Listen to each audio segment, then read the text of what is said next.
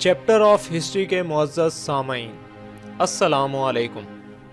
تاریخ ہند کے سلسلے کی 21ویں ایپیسوڈ میں خوش آمدید۔ خاندان غلامہ میں 9 بادشاہ اور 1 ملکہ ہوئی ہے۔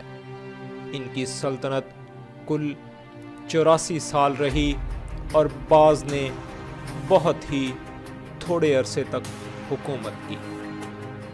ان میں سے 5 زیادہ مشہور ہیں۔ اس خاندان کا اول بادشاہ قطب الدین تھا، جو اصل میں ترک تھا، مگر بچپن ہی میں غلامی کا حلقہ اس کے کان میں پڑ گیا تھا۔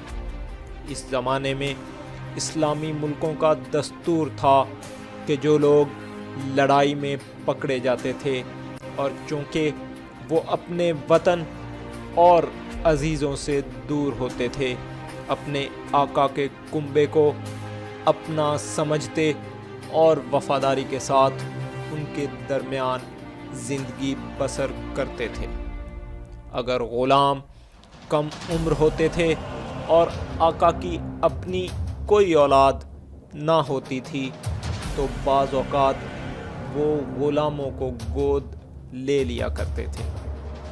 قطب الدین اسی رشتے سے اپنے مالک کے کنبے میں داخل ہوا اور ہوتے ہوتے اول سپہ سالار اور پھر بادشاہ بنا۔ یہ خاندان غلامہ کا پہلا بادشاہ تھا۔ اس خاندان کی وجہ تسمیہ یہ ہے کہ ان میں سے اکثر قطب الدین کی طرح شروع میں غلام تھے۔ سامعین، ویڈیو میں آگے بڑھنے سے پہلے چیپٹر آف ہسٹری کو سبسکرائب کریں، اس ویڈیو کو لائک کریں اور بیل آئیکن پر ضرور کلک کریں۔ شکریہ۔ قطب الدین جانباز سپاہی اور لائق سپہ سالار تھا۔ اپنے ماتحت افسروں کے ساتھ سلوک کرنے اور ان کو زر و جاگیر عطا کرنے پر ایسا مائل تھا کہ لوگ اسے لگ بخش یعنی لکھ داتا کہتے تھے۔ دہلی کے قریب وہ ناقابل دید مینار بنانا شروع کیا جو اب تک قطب مینار یا قطب صاحب کی لاٹھی کے نام سے مشہور ہے۔ اس خاندان کا تیسرا بادشاہ التمش تھا، جو اپنے خاندان کے سب فرما رواؤں سے بڑھ کر مشہور ہے۔ اس نے 25 برس سلطنت کی۔ قطب الدین کی طرح بچپن ہی میں اس کا غلام بنا، مگر اپنی لیاقت سے مالک کو اتنا خوش کیا کہ اس کی دامادی کا رشتہ حاصل کیا۔ قطب الدین کی وفات پر اس نے اس کے بیٹے آرام شاہ کو قتل کیا اور سلطنت کا مالک بن بیٹھا۔ قطب الدین کا نائب بختیار خلجی اس کی طرف سے بہار اور بنگال کا حاکم تھا۔ قطب الدین کی ایک بیٹی اس سے بھی بیاہی تھی۔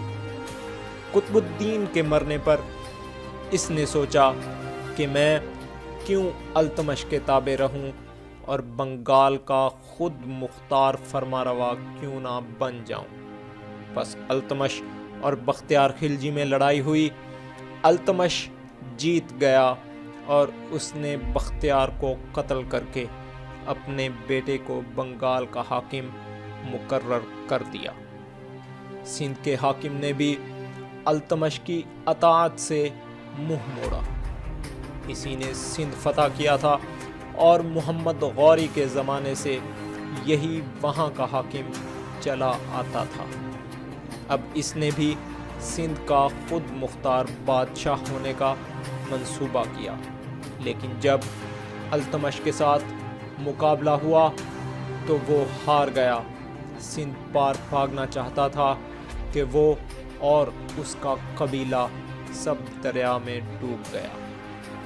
اس کے بعد التمش نے مالوے اور گوالیار کے راجپوتوں پر چڑھائی کی۔ 6 برس تک ان کے ساتھ لڑا۔ آخر ان کو بھی متی کیا، پھر دہلی واپس چلا آیا اور یہیں 1236 میں مر گیا۔ قطب صاحب کی لاٹ جو قطب الدین کے عہد میں بننی شروع ہوئی تھی، التمش کے وقت میں بالکل تیار ہو گئی۔ جس زمانے میں التمش دہلی کا فرما روا تھا، تاتار کا مشہور سردار چنگیز خان جو مذہب سے بت تھا، اپنے تند اور وحشی سپاہیوں کو ساتھ لے کر منگولیا سے آندھی کی طرح اٹھا اور ایشیا کی اکثر اسلامی سلطنتوں کو فتح کر لیا۔ یہ دریائے سندھ تک آ گیا تھا اور ہندوستان میں بھی اتر آتا، لیکن التمش دانا تھا اور چنگیز خان جیسے زبردست غنیم کو کب لڑائی کا موقع دیتا تھا۔ اس نے ایک ترکستانی سردار کو جو چنگیز خان سے شکست کھا کر اس کے پاس کمک کی غرض سے آیا تھا، مدد دینے سے صاف انکار کر دیا اور آتی ہوئی بلا ہندوستان کے سر سے ٹل گئی، یعنی چنگیزی ترک سندھ کے اس پار نہ آئے۔ سامعین، رضیہ بیگم التمش کی بیٹی تھی۔ جب اس کا بڑا بھائی رکن الدین 7 ماہ کی فرما روائی کے بعد سلطنت کے بالکل ناقابل سمجھا گیا تو رضیہ دہلی کے تخت پر بیٹھی۔ دہلی کے تخت پر رضیہ کے سوا کبھی کوئی عورت جلوہ افروز نہیں ہوئی۔ التمش جب کہیں دور کسی دشمن سے لڑنے جاتا تو دہلی کا انتظام رضیہ کے ہاتھ میں دے جاتا۔ وہ کہا کرتا تھا کہ رضیہ نے مردوں کا سا دل و دماغ پایا ہے اور 20 بیٹوں سے بہتر اور لائق تر ہے۔ رضیہ نے 3.5 سال کمال خوبی اور استقلال کے ساتھ حکومت کی۔ مسلمان بیبیوں کی طرح یہ برقع و نقاب کچھ نہ رکھتی تھی۔ مردانہ لباس پہن کر ہر روز تخت سلطانی پر جلوہ گر ہوتی تھی اور جو کوئی عرض معروض لے کر داد فریاد کے لیے حاضر ہوتا تھا اس سے بولتی اور اس کی بات پوچھتی تھی، اسی وجہ سے سلطان کہلاتی تھی۔ لیکن معلوم ہوتا ہے کہ یہ اپنے ایک درباری کی حد سے زیادہ خاطر کرتی تھی۔ اس نے اسے اپنی سپاہ کا سالار اعظم مقرر کیا۔ چونکہ یہ حبشی تھا، اس لیے رضیہ کے افغان درباری اور امراء اس خاطرداری سے ناراض ہوئے اور باغی ہو کر فساد کے لیے اٹھ کھڑے ہوئے۔ رضیہ نے جان کے خوف سے ایک ترک سردار سے شادی کر لی۔ وہ رضیہ کی طرف خوب لڑا، لیکن آخر کار شکست ہوئی اور وہ اور رضیہ دونوں مارے گئے۔ سامعین، رضیہ کی وفات پر التمش کا ایک اور بیٹا تخت پر بیٹھا۔ اس نے کوئی 2 برس سلطنت کی تھی کہ دربار کے افغانی امراء نے اسے قید کیا اور التمش کے پوتے کو تخت پر بٹھا دیا۔ 5 سال کی بادشاہت کے بعد یہ بھی قید کیا گیا۔ اس کے بعد ناصر الدین محمود جو التمش کا سب سے چھوٹا بیٹا تھا تخت پر جلوہ گر ہوا۔ یہ دانا تھا، اس نے غیاث الدین کو جو اس کا بہنوئی اور امرائے با اقتدار میں سے تھا اپنا وزیر بنایا اور اس کی مدد سے 20 سال سلطنت کی۔ رضیہ کے دونوں ضعیف جانشینوں کے زمانے میں کئی ایک راجپوت راجا جو قطب الدین اور التمش کے ہاتھ سے شکست کھا چکے تھے، اپنا اپنا ملک چھین کر خود مختار ہو گئے۔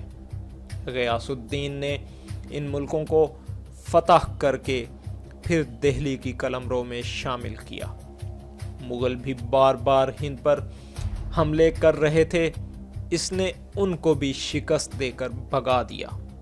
سامعین، ناصر الدین ایک بادشاہ تھا جو چھپے چھپے صوفیانہ اور فقیرانہ زندگی بسر کرتا تھا۔ ایک سے زیادہ بیوی نہ رکھتا تھا اور گھر میں کوئی لونڈی نہ تھی۔ نیک ذات فرشتہ صفات ملکہ اپنے ہاتھ سے کھانا پکا کر کھلاتی تھی اور بادشاہ اپنے ہاتھ سے قرآن شریف اور دوسری کتابیں نقل کر کے اس کی اجرت سے اپنی زندگی بسر کرتا تھا۔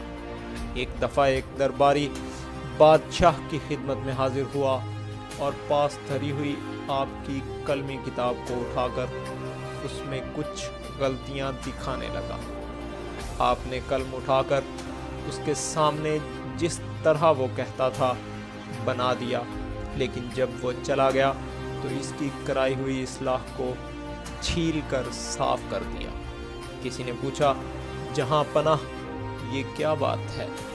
آپ نے فرمایا کہ اصل میں غلطی کوئی نہیں تھی، مگر جو شخص اتنی مہربانی کرے کہ مجھے میری غلطیوں سے آگاہ کرنا چاہے، اس کی دل شکنی کب روا ہے۔ محض اس خیال سے میں نے یہ اصلاح کر دی تھی، اصل میں اس کی گنجائش اور ضرورت نہیں ہے۔ سامعین، ناصر الدین کی وفات پر اس کا وزیر غیاث الدین بلبن ملک کا مالک اور حاکم بن بیٹھا۔ بچپن میں یہ غلام تھا، حسب و نسب کا اچھا تھا۔ التمش نے اسے مول لے لیا تھا۔ اپنی لیاقت کی وجہ سے ایک سے دوسرے سے تیسرے عہدے پر چڑھتا چلا گیا، یہاں تک کہ صوبے کا حاکم ہوا اور التمش نے اسے اپنی بیٹی بیاہ دی۔ اس ترقی اور اقبال مندی کے زمانے سے پہلے یہ 40 غلاموں کے ایک ایسے گروہ میں شامل تھا جن میں باہم یہ عہد و پیمان تھا کہ آخر دم تک ایک دوسرے کے یار و مددگار رہیں گے۔ اس عہد و پیمان کا ایفا اس خوبی کے ساتھ ہوا کہ 40 کے 40 بڑے بڑے منصبوں پر پہنچ گئے، لیکن جب بلبن بادشاہی رتبے پر پہنچا تو اسے ڈر ہوا کہ مبادا میری وفات پر ان میں سے کوئی بادشاہت کا دعویٰ کرے اور میرے بیٹوں کو سلطنت نہ کرنے دے۔